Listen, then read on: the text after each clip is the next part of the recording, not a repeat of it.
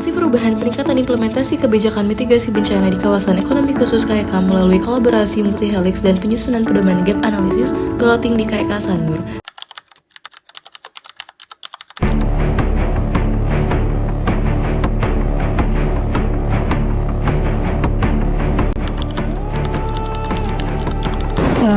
Karena kita begini, kita pada saat itu tentu tidak banyak pengetahuan tentang tsunami. Kalau kami memang karena tinggal lama di Papua, pernah tahu tsunami apa itu, tapi tidak pernah mengalami tsunami yang besar. Jadi pada saat itu keputusan tuh mungkin Allah yang menggerakkan. Karena kalau kita mau naik ke atas itu sedang gempa. Kalau naik ke atas takut roboh. Tidak lama kemudian setelah kita berhasil angkat Bapak itu, rupanya datang lagi gelombang kedua. Semuanya panik berlarian. Sampai kan yang sudah selamat dari tsunami pun tergiling-giling mobil. Jadi meninggalnya bukan karena tsunami, tapi tergiling sama mobil-mobil, truk-truk yang panik ikut lari ke arah tempat yang tinggi. Syasuk Allahu Akbar. Kita sudah berhari di Aceh. Kenapa orang di Jakarta ini tanya, emang ada apa di Aceh? Kawasan ekonomi khusus adalah kebijakan pemerintah dalam mengembangkan kawasan yang memiliki batasan tertentu sebagai titik pertumbuhan ekonomi di seluruh wilayah Indonesia.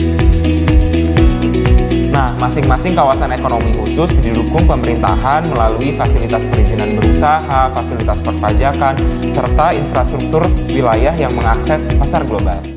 Desanur merupakan sebuah kawasan yang mengintegrasikan kesehatan dan pariwisata sebagai satu tujuan.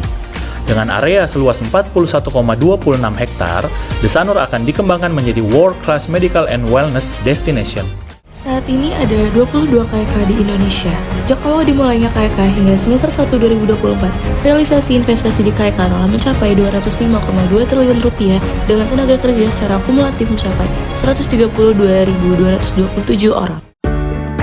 Assalamualaikum warahmatullahi wabarakatuh. Saya Gusti Erawati, analis kebijakan ahli media, Keasdepan Ketahanan Kebencanaan dan Pemanfaatan Teknologi Kemenko Bidang Perekonomian. Tujuan besar yang saya harapkan dapat dicapai dengan aksi perubahan, peningkatan implementasi kebijakan mitigasi bencana di KEK melalui kolaborasi multi-helix dan penyusunan pedoman gap analisis, di samping meningkatnya kinerja organisasi tempat saya bekerja, maka yang paling utama adalah meningkatnya ketahanan ekonomi nasional yang didukung perwujudan KEK tangguh bencana. Sebagai pencapaian tujuan jangka pendek aksi perubahan, telah disusun pedoman gap analisis, implementasi kebijakan mitigasi bencana di KEK. Sosialisasi untuk pemangku kepentingan terkait, yaitu dengan KEK Sanur, telah dilakukan dan telah dimulai pula uji coba pelaksanaan pedoman tersebut di KEK Sanur. Untuk jangka menengah, dibantu dukungan kolaborasi multi-helix dari para pemangku kepentingan terkait, diharapkan dapat diselesaikan gap analisis implementasi mitigasi bencana di KEK Sanur sebagai piloting. Kemudian, sosialisasi hasil percontohan gap analisis yang telah dilaksanakan di KEK Sanur tersebut akan disampaikan kepada kementerian lembaga terkait dan tentunya seluruh pengelola KEK di Indonesia. Untuk jangka panjang, diharapkan dapat direplikasi upaya gap analisis tersebut dan peningkatan implementasi mitigasi bencana di lokasi KEK lainnya. Tentunya semua itu untuk terwujudnya ketangguhan bencana di KEK. Berikut adalah proses implementasi aksi perubahan yang telah saya laksanakan untuk mencapai tujuan jangka pendek dengan dukungan mentor, coach, tim pengarah, tim teknis, dan tim kerja efektif, serta para pemangku kepentingan terkait, termasuk tentunya APAT Indonesia. Konsultasi kepada mentor Asisten Deputi Ketahanan Kebencanaan dan Pemanfaatan Teknologi Kementerian Koordinator Bidang Perekonomian pada Kamis 25 Juli 2024. Konsultasi pelaksanaan aksi perubahan pada 2 Agustus 2024, diskusi bersama mentor.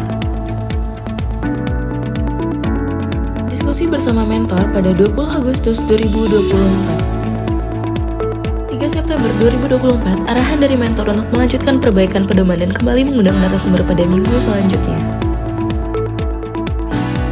Coaching bersama kelompok dengan Coach Dr. Slamet MHP pada 27 Juni 2024 dan 1 Juli 2024. Coaching selanjutnya diadakan pada 22 Juli 2024. Penyampaian laporan mingguan ke Coach melalui WA pada 22 Juli 2024. Surat permohonan dukungan dari Multi Helix untuk penyusunan pedoman analisis dan peningkatan implementasi kebijakan mitigasi bencana di KEK. Tim pelaksana terdiri dari unsur Multi Helix, Kemenko Perekonomian, Sekretariat Jenderal Dewan Nasional Kawasan Ekonomi Khusus, PB, BSN, dan BPBD Kota Denpasar. Rapat koordinasi bersama tim efektif, tim teknis, dan para pemangku kepentingan terkait. Pertemuan bersama tim APADEP Indonesia di BPBD Provinsi NTB pada 30 Juli 2024. Rapat koordinasi penyusunan pedoman gap analisis implementasi kebijakan mitigasi bencana di KEK melalui hybrid learning dan daring pada 2 Agustus 2024. Penyusunan pedoman gap analisis implementasi kebijakan mitigasi bencana di KEK pada 9 Agustus 2024. 13 Agustus 2024, penajaman outline dari pedoman gap analisis implementasi kebijakan mitigasi bencana di KEK. 2 September 2024, diskusi dengan tim efektif, evaluasi kemajuan kegiatan dan menyusun rencana kegiatan Minggu 6.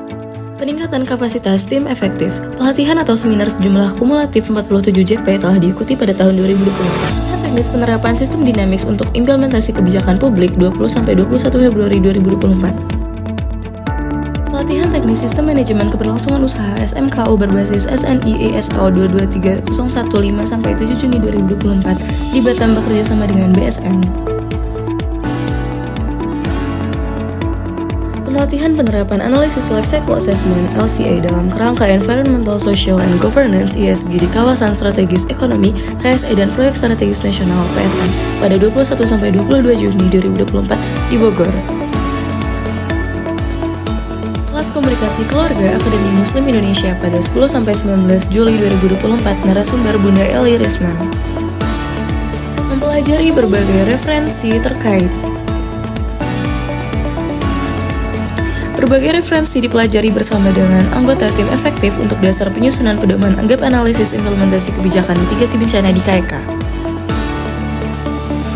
Peningkatan kapasitas melalui diskusi INSW studi case penerapan BCP pada 16 Agustus 2024 dan 30 Agustus 2024. 6 September 2024, studi case INSW strategi peningkatan keamanan aspek TIK dari disrupsi atau serangan cyber. Kapasitas tim efektif dengan mengikuti Asia Disaster Management and Civil Protection Expo and Conference ketiga yang mengusung tema Advancing Sustainable Resilience di J-Expo Kemayoran Jakarta 11-14 September 2024. 9 Agustus 2024, komunikasi dalam Islam, komunikasi baik ke anak tanpa rasa bersalah. 23 Agustus 2024, kunci bahagia, bahagiakan diri, bahagia keluarga. Sudahkah kita selesai dengan diri sendiri? 6 September 2024, niat dan ikhlas dalam beramal. Mengikuti upacara kemerdekaan Republik Indonesia pada 17 Agustus 2024. Finalisasi pedoman gap analisis implementasi kebijakan mitigasi bencana di KEK bersama tim efektif. Dari hasil analisis tersebut, ditemukan masih adanya gap, yaitu simulasi saat kondisi bencana guna peningkatan kapasitas sehingga sejalan dengan proses sertifikasi ISO, dilakukan simulasi untuk bencana gempa bumi dan tsunami, serta kebakaran.